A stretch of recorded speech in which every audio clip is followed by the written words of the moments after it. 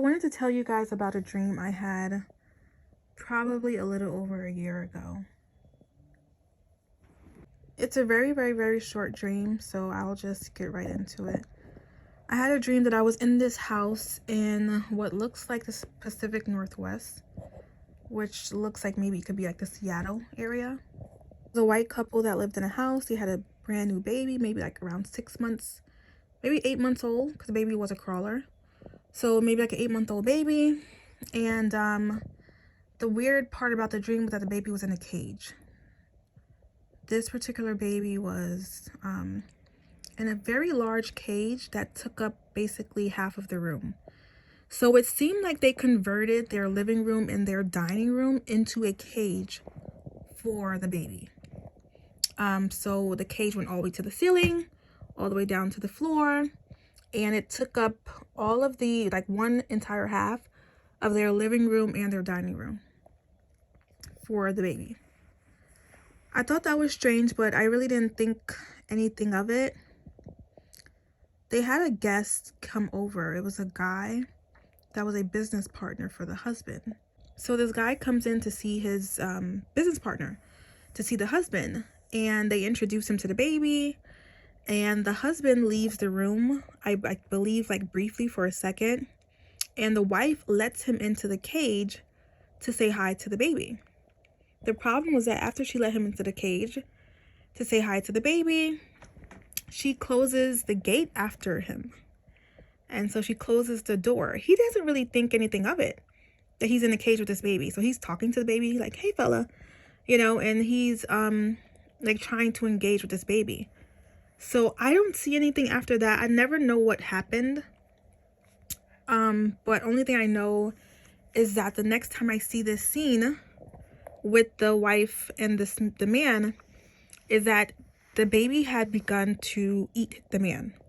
He chewed off his feet.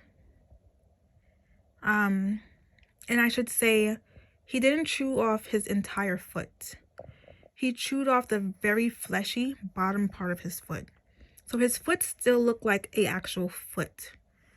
Just the soft part of the bottom was completely gone. It was like very gory, and it was a lot of blood. So by the time I look back at the scene, he is on the floor, crying out, telling the mom to like let him out. And the mom is completely diabolical. She is sort of, I wouldn't say in glee, but she seems very pleased.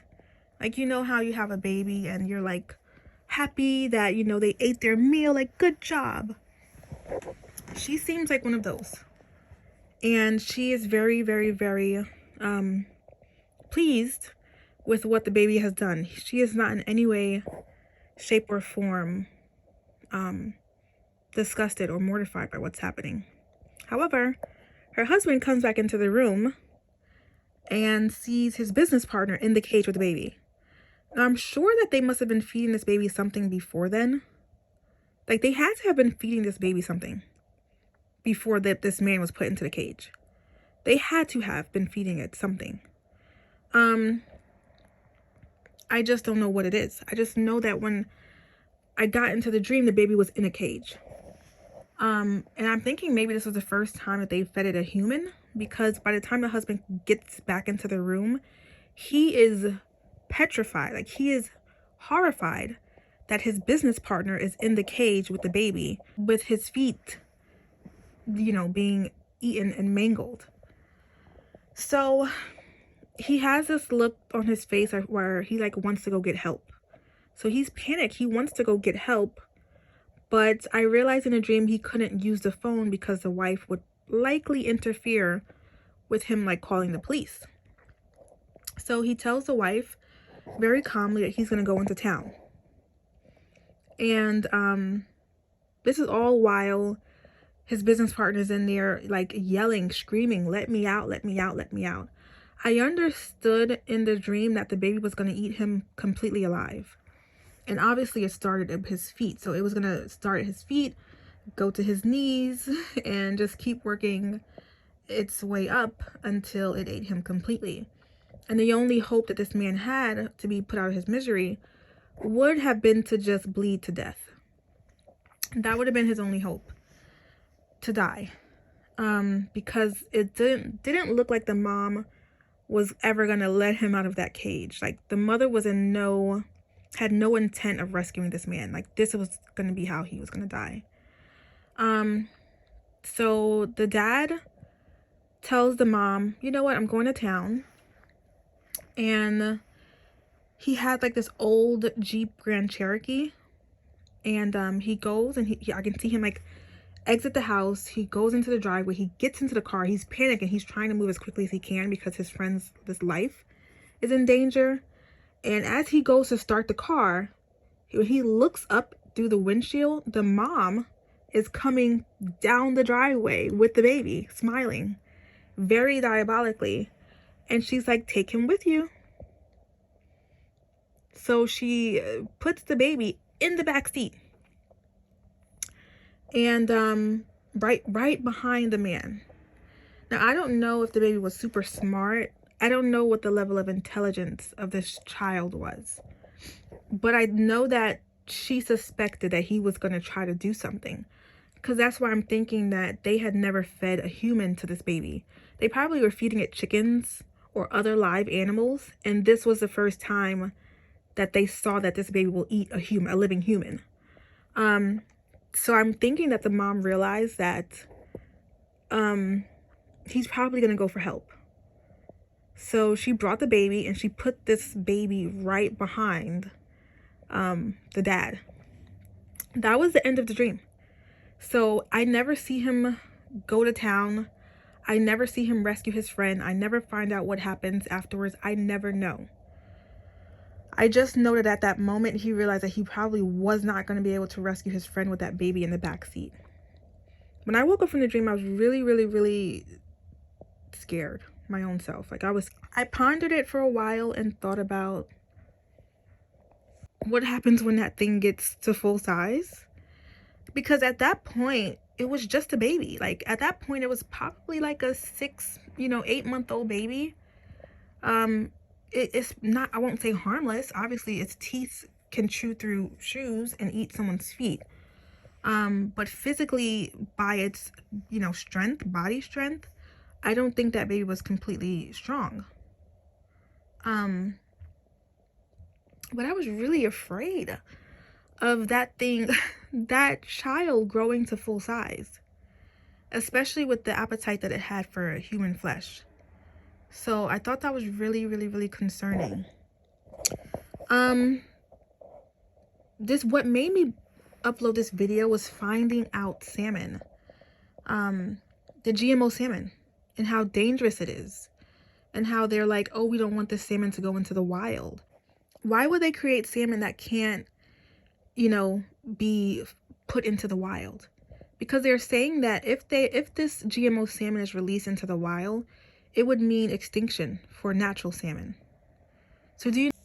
So God made salmon. God made a species of animal, and humans made a species of animal.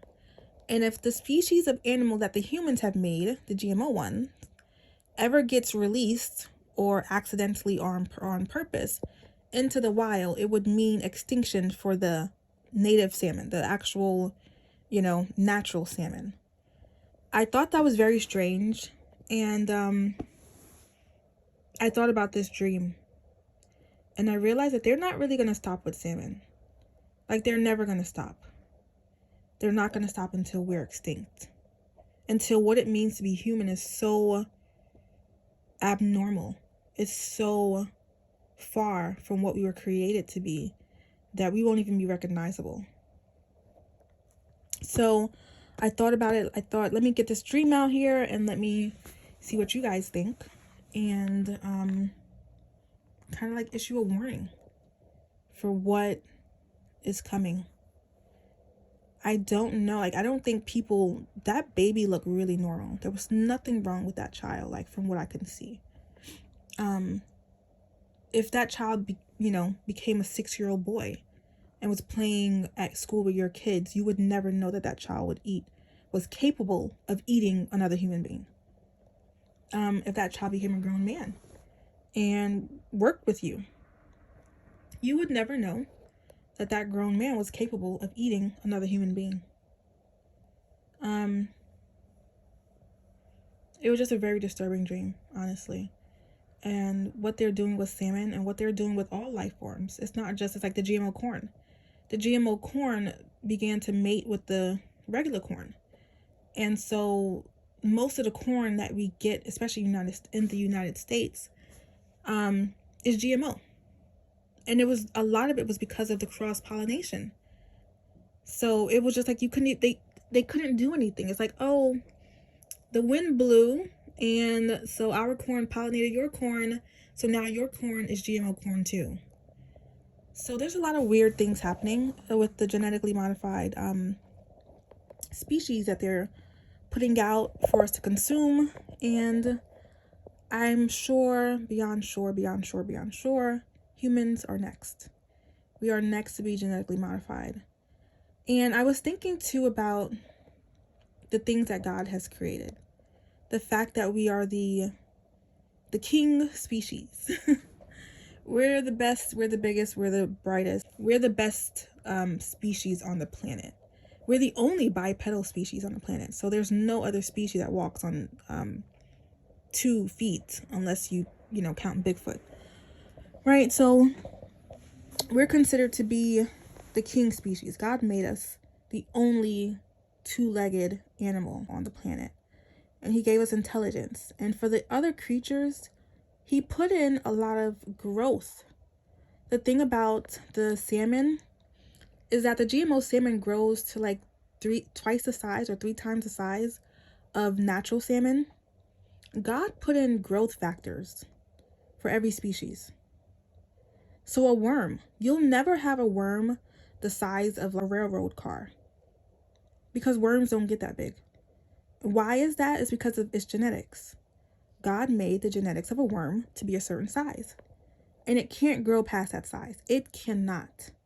No matter what you feed it, no matter what you do, that worm is only going to be a few inches long, and it's not going to get that fat.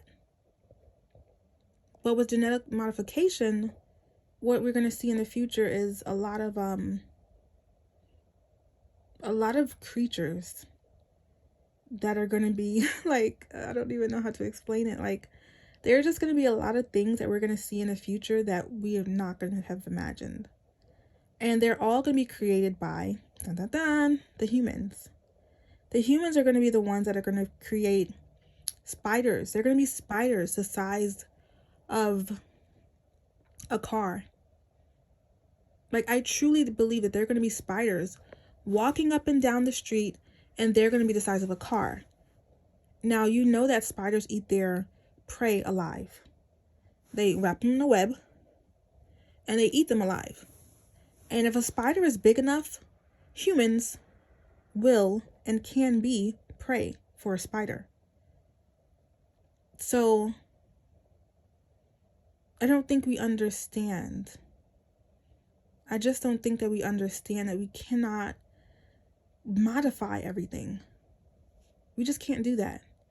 And there's no one speaking out against it and speaking out of the dangers and the harm that it's going to do, because there are going to be people who are going to benefit from it. There are going to be people who are going to benefit from humans that are faster, humans that are smarter, humans that have special traits from animals. So they really want to mix up, a lot of the genes of animals. And we have to be terrified. Like, we don't want a spider having the intelligence of a human. Like, God made us the most intelligent creatures on the planet for a reason. And we don't want them to say, oh, we're going to insert some, human genes into a spider, into a worm, into a fly, and if they take off some of the growth factors, some of the limits to how big certain animals and insects get until they're like enormous, what are we going to do when those creatures, hit the ground?